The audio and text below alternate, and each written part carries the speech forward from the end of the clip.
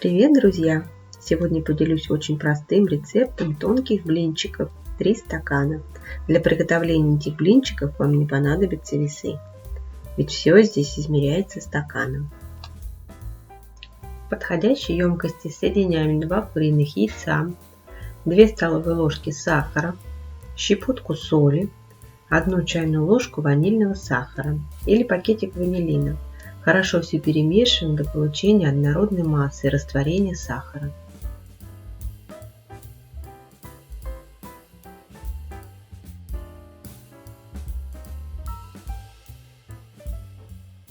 Затем добавляю 1 стакан теплого молока 250 мл, все перемешиваем, после чего постепенно просеиваем 1 стакан 250 грамм муки и пол чайной ложки соды. Хорошо все перемешиваем до получения однородной массы без комочков. Тесто получилось очень густое, но это не страшно. Подошло время для последнего ингредиента. Вливаем 1 стакан крутого кипятка 250 мл. Хорошо все перемешиваем до получения однородной жидкой массы и оставляем тесто на 5-10 минут отдохнуть при комнатной температуре. Прошло 10 минут, тесто настоялось, вливаем 1 столовую ложку растительного масла, перемешиваем и можно выпекать блинчики. Тесто получается очень жидкое, поэтому блинчики будут очень тоненькие. Выпекаем блинчики как обычно.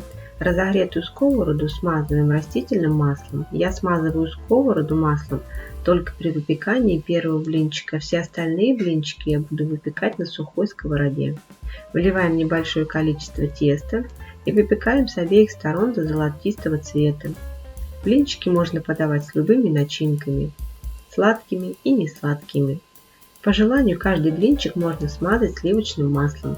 Не стану тут долго расписывать, что же такое блины. Думаю, вы и так все знаете. Блины бывают дрожжевые и бездрожжевые. Мы сегодня приготовили бездрожжевые блины на молоке. У меня вопрос лишь в том, как правильно их назвать.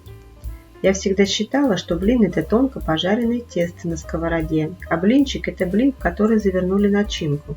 Однако, покопавшись в истории этого блюда, я склоняюсь к тому, что мы все же приготовили сегодня с вами тонкие блинчики на молоке, потому как традиционные русские блины пеклись из густого дрожжевого теста и были довольно толстые. Тонкие же блины пришли к нам из Франции и стали называться блинчиками. Они могут быть как с начинкой, так и без нее.